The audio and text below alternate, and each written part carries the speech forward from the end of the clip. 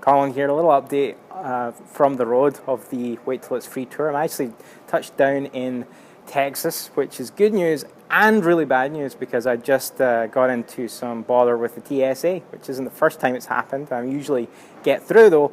This time I was actually refused access to my flight. So what happened was I went through the checkpoint as usual and refused the scanner thing, which I think is a good idea, and opted for the pat-down. And the pat-down is invasive, but it's about all you can do to get on your flight.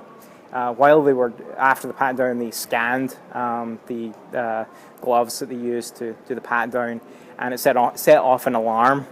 And then so after that, they scanned, they got the little pads out and did all of my belongings, and they passed, so obviously a false alarm on the first beep. But what happened was another TSA agent came over, with like the superior of the one who searched me the first time, came over and said to me that I was going to receive a more invasive pat-down, which has an extra stage added to it, and of course you can guess what that extra stage is. And I refused, and I wasn't as polite and as charming as maybe I should have been, because I was angry about it. I've been on the road for 20 hours. I've been working hard. I have 8 kids waiting at home.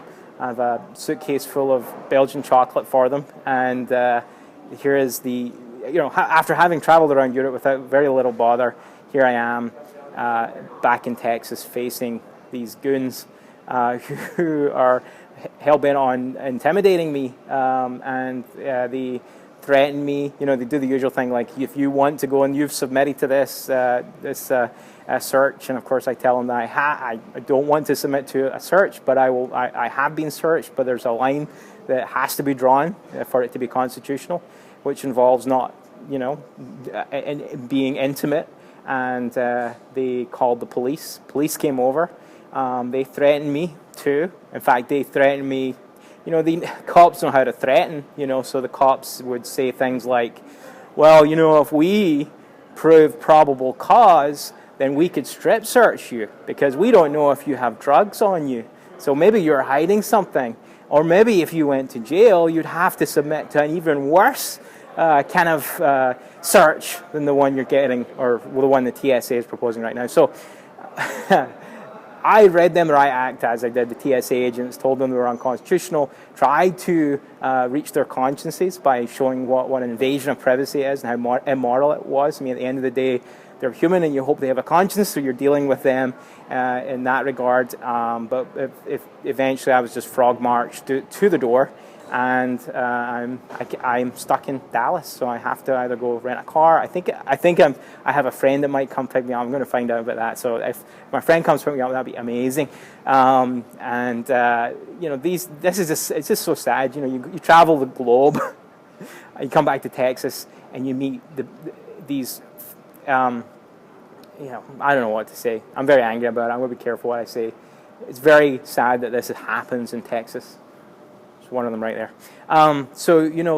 This doesn't relate to our film at all. Certainly could be a film of its own. The TSA, the NSA, all these agencies, of course, when we make healthcare part of the government control, well, what are we going to get? We're going to get more of this. We're going to get searches and invasion of privacy, and that's part of the story of Wait Till It's Free. When we look at how invasive government will be, of course, healthcare is extremely personal, and of course you're submitting all of your documents to the government now.